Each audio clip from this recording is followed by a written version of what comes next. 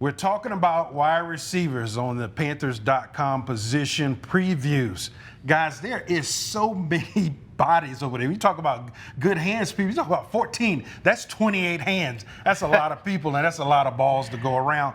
What's the competition been like during OTAs? I mean, it's always a competitive position, Mike. You look at those numbers, 14 guys. You're looking at maybe a third of those guys making the 53-man roster. It makes for a lot of fun for us watching, at least. I don't know about the guys competing. I mean, it's comparable numbers to what the Panthers have a defensive line on the 90-man roster, offensive line, but not nearly as big a percentage will make the roster. So it'll be a heated battle throughout the preseason. Max, one guy we were so glad to see on the field back from his knee injury, Kelvin Benjamin. What would it mean to this franchise to have him back on the field? It means everything. I mean, it means everything to this team to get Kelvin back. Of course, we saw last year him go down without season any injury, and a lot of people wonder, well, what's going to happen to this Panthers offense? How are they going to survive with the wide receivers they had left? And we saw what happened. It was the #1 scoring offense in the NFL. So they proved that they could live without Kelvin. Living with Kelvin's a lot better, though. And I think they're really looking forward to seeing what life is going to be like in 2016 with him back in the mix.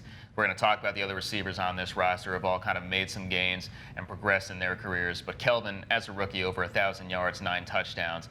His size alone is such a presence. Having him back is going to do wonders for this offense. We really all just can't wait to see it. You can't underestimate leadership on this group, and now moving on without Jericho Cotchery. Where does that leadership come from?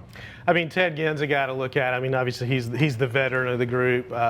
You have good experience throughout the group, though. You take a look at Philly Brown, a guy coming into his own at this point, potentially from a leadership role in his 3rd season. Brenton Burson is a guy who does everything right, who knows what to teach all these young guys, all these young options that the Panthers have that we're going to talk about. Well, Panther fans, I want to get you ready for one guy who has just shined so bright during off-season training activities, and that's Damiere Byrd.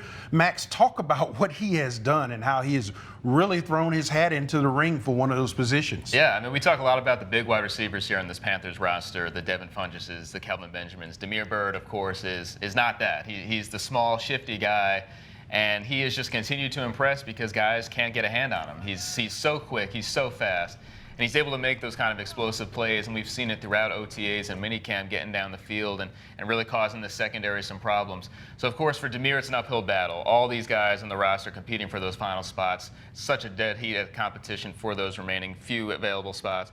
But he's done everything he possibly can to impress these coaches, and going into training camp, he's a guy that Ron Rivera said is going to give himself a chance to contribute. Well, this is going to be fun to watch, and when we get down to training camp, those receivers will be duking it out for those positions. And I tell you, don't miss tight ends, because Greg Olsen and that group coming up right here on Panthers.com.